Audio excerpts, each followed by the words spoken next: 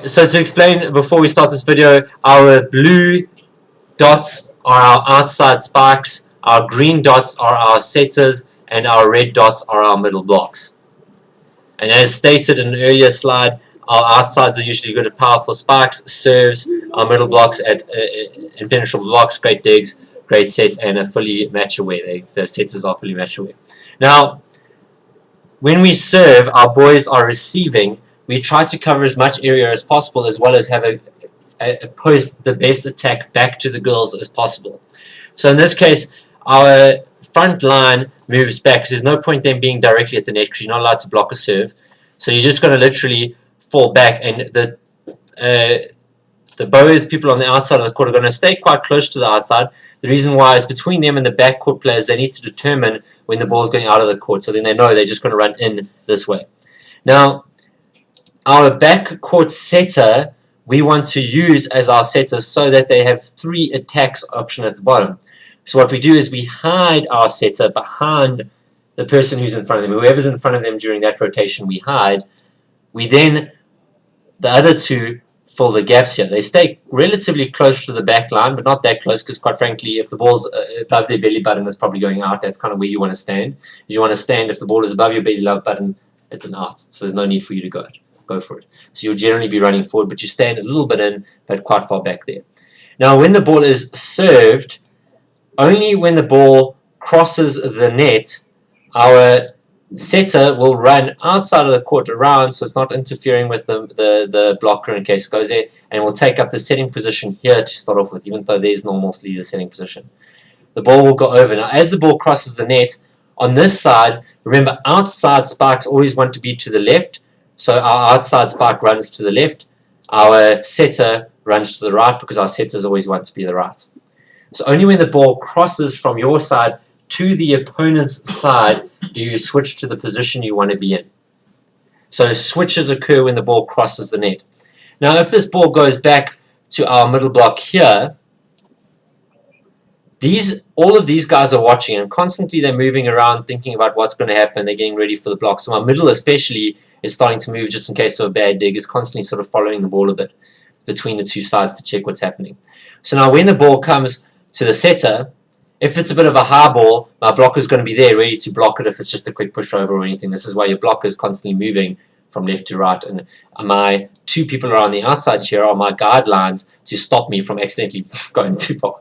So it's like, oh no, I'm going too far. You don't want to go any further than that. You can remember, you're also leaving a meter gap, so if it is set, if the person's hitting it and it's going out, you're not accidentally going to touch it before it goes out.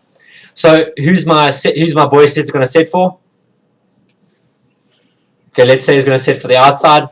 For my setter. So my setter is going to set for my other setter. So he's going to set for the outside. So my middle block should go across with the ball, or quicker than the ball. As soon as it comes across, we'll run there, and we'll join my outside for a block. The blocker are going to leave a channel down the inside, and the reason why that channel is left, as I said, is if the person spikes, if the setter spikes and the ball's going out, you don't want to accidentally touch it with your hand. So what you'll do is, and then the other outside spike will literally be covering the line, so if the ball's hitting through that gap that you've left open, there's a person covering that hit. Do you guys get that? Is this making sense? Now, what should always be happening is my front person should be covering here, the short balls just in case it gets dinked over, and the arc should be formed around wherever it's getting hit. So constantly you form this arc around the back. You should constantly be working. If you're middle block, you constantly got the long balls, but you're constantly trying to face being at the pivotal point of where you're aiming at is where the ball's getting attacked from. Your outside umbrellas, your umbrella tips, will always be on the outside of the umbrella depending on where it's at. If the ball's getting hit on the outside, you're always on the outside. If it's getting hit more on the inside, you're falling more into the court to cover there. Because if it's anything above you, it's going to be going out. Yes. So now, when the ball gets hit over, let's say they hit the ball deep, the ball's going deep to back here, right? Now, my boys, it's come from my side, it's now gone to my opponent's team. Are you following? So now, I'm going to swap to the positions I want. So where does my setter want to be? My backcourt setter wants to be back right, because they were the backcourt setters, so they go to the right of the field. My middle block wants to be at the net now, at the front. Same thing with my other middle block. And these two also want to switch because he wants to be on the outside and he wants to be in the middle. And these guys should be forming an arc around wherever the ball's going now. So as the moment the ball comes from my side and goes to my opponent's side, so I'm serving, it is on my side and it goes to the opponent's side. If I'm receiving, after we complete the first play and then the ball is now on our opponent's side again, then we switch. Do you guys get this? So now that we have switched, I'm going to dig. Now our block is here. This is our other setter here. So now, because the ball went to the back court middle block, right? My back court setter can take the responsibility of setting. My front court setter will go run on the right, which their position is. Their position is right. My middle block will be running a meter attack in front of the setter. My outside spike will be running. So what's constantly happening with your front players, when the ball is on your team, so when the ball is on the girls' side, the front court players move behind the 3. If they're middle, they're behind the 3 in the middle. If they're a setter, they're behind the 3 on the setter position. The setter is only slightly different. If the first ball was taken by the setter, the backcourt setter, the setter will then go to be a setter instead of actually a spiker. Now, right now, the ball went to the middle block, so outside is back to the 3. Now, because the boys do not have the ball, we have the ball. All of them are up at the net, ready to block. This is emphasis. The ball is on your opponent's team, so what's happening? You're on the net, ready to block them. Do you guys follow? Now, if I move on from that, so now the ball's getting dug to the setter. Remember, my middle block kind of follows the ball a bit, just in case the ball's going to be dunked over there, because sometimes the dig's a bit bad, etc. So the middle block's constantly following it. These guys are constantly following it. The only people who aren't following it, so they're trying to form an arc around where they think the ball potentially will be. So they're staying awake. They're never standing still. They're ready for the ball. So constantly there should be some movement. Now, who are my girls going to set for? Pick a person. Outside. Okay, so they're going to set outside. So the ball's going to get pushed all the way to the outside. My middle block's going to come across. They're going to leave a channel. Oh, hello. They're going to leave a channel. They're very close, these two. They're going to leave a channel down the line here. The channel is going to be blocked by my setter, who is covering right there. The arc is going to form around what's happening. My other person's going to be covering. My other person who's in the 3 is going to be covering the short balls that get pushed over. But the arc is getting formed around where the ball is getting attacked from.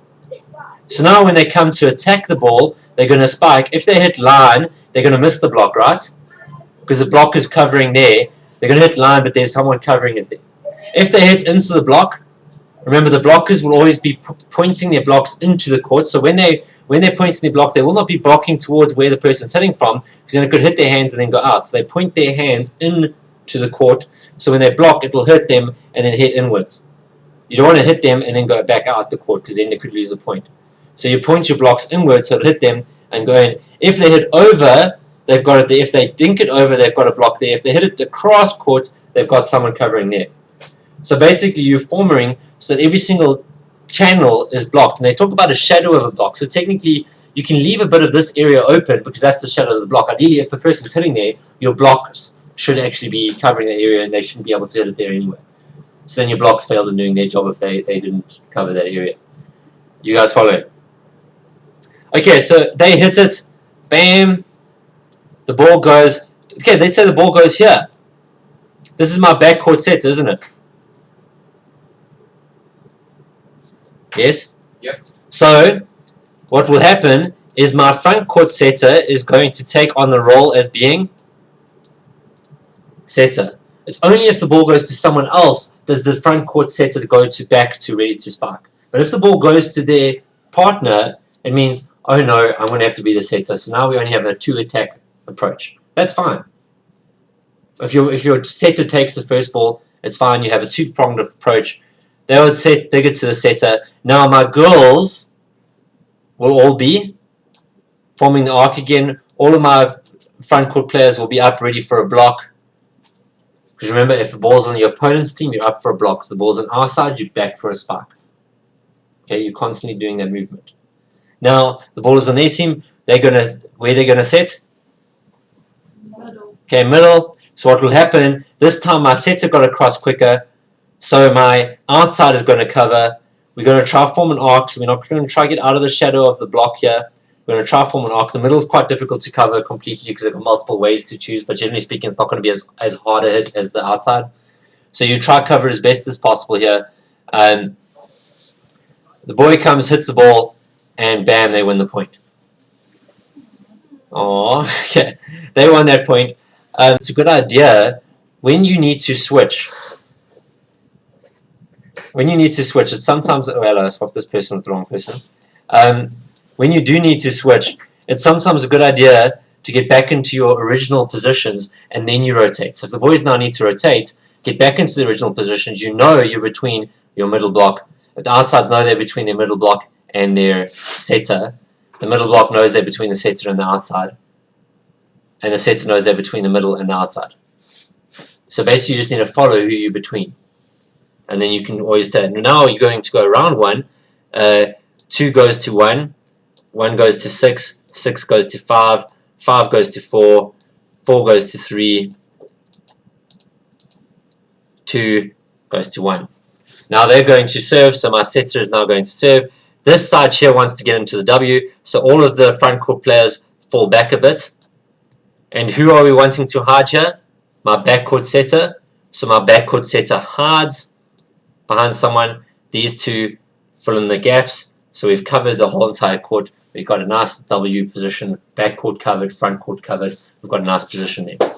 The ball gets now served. Now before we serve, let's think about this. Where does this person want to go? Middle. So they might as well wait close to the middle. Where does this person want to go? Left. Okay, so but now this person wants to go right. So we might as well we stagger it here, ready to go. If anything, sometimes the middle can be lazy and it takes the front court there, and they got like one step to do, and then they're at the front. Because generally speaking, your middle is your first person who's going to be picking up the ball, who's going to be trying to block the next attack that comes over. So you stand quite close, and where's this person going to be going? So might as well stand there. Or these two can actually take 50-50. But my green person is just going to go straight forward, right? So they can go 50-50 and stand close. And this is where you often see guys, they hold their hands so that they can switch quicker. Quite frankly, whatever. Okay, now the ball's going to get served over. Now, as the ball crosses the net, so the ball is crossing the net, my setter on my girl's side is going to run around the outside to not interfere with play. So it's going to literally go around the outside. My middle is going to go to middle. My outside is going to run all the way across to outside. My setter is going to run across to setter. My setter is going to run forward. Don't watch the ball. Too many servers sit there and watch the ball. Don't do that. And then my outside is going to go to outside, and my middle is going to go to middle. You guys get that? The ball crosses the net. It goes to here. My setter would would stay where they are. They play this rotation there. They're going to set the ball. My blocker follows them. Only my block is moving. And these guys are forming an arc around depending on where they think it's going to go. Who am I going to set for? So you haven't covered. Haven't? The outside hasn't covered the block. Blue dude. Yeah, that's fine. It's not a block that hasn't set yet. The setter's got it. Only that while the ball is still in play and the setter's got it, it's unlikely to be. It's just the middle block who's blocking. Only when the ball has been set. But this blue dude is in the right position. He's in the left. My setters are on the right. My middles are on the middle. Okay, yeah. Only after this, when the ball's up there, it's the blocker's position to follow the easy ball. These guys are just generally trying to follow the shorts and that kind of stuff. Unless the ball's directly at them, then yes, they go up and they obviously win the point. But generally speaking, it's your blocker who follows. The reason why is your blocker needs a guideline when to stop. Sometimes they're watching the ball and they kind of need to know, oh, hello, this is the end of the court. If they're constantly running from side to side and then they run out, they can run too far. So generally your outsides have to kind of be that stabilities on that. Now, so what's happening is there's going to, who's our set's going to set for? Outside. So whoop. Okay, you want to set for the blue. So he sets a meter behind. Over here, we get our 2 blocks. Remember, we leave our channel open. So goes, runs forward, hits. This person's going to be covering across. this person's going to be covering longs, this person's going to be covering the shorts here, this person's going to cover outside of the channel as well. So you're going to form that kind of arc around it. The hit happens, the hit will go across to the back here. Because it's not at my setter, what happens? All three of them fall back. My setter runs forward to take this hit because it didn't come at them. But remember, as soon as the setter sees the ball going for someone else, they immediately run forward. They don't wait for that person to dig and then run forward. As soon as they see the ball is heading towards another player, they go, okay, I can set, I run forward. Do you guys get that? Now, my blockers, my people this side, are going to go, get ready. My setter, this is my front court setter. It's my back court setter. So my back court setter is going to run across because the ball's on their side now. This guy's going to go forward. This person's going to be running here. This person's going to be running here. So as soon as the ball crossed the net there, they would need to switch into their positions. The three front people would be in their left, right, and whatever now. The people will be where they want to be. Do you guys get this? And then the middle block will dig the ball. Okay, the middle is following them. They set where they're going to set to. Give me a spot. Middle. Far side. Okay, far side. Far side. Then in which case you would follow around here, form around here, form an arc around, form an arc around, form an arc around. They would come. They would hit. As they hit, the setter runs back to the spot. These two come back up to block. And technically, while this person's spiking, this person should actually be coming in to cover as well, just in case the block does occur, so they've got a bit of a cover on the block. Do you guys get that? So you would cover the block that's going on there. This person should be covering the attack here, so if it's going down a line, they've got the covering here. These people would form an arc around it to try to get out of the shadow of the block, and so forth. This time, Aaron blocks the ball, bam, and the girls win. Woo! Yeah. Now, okay, so we go back one. So now the girls have won this point.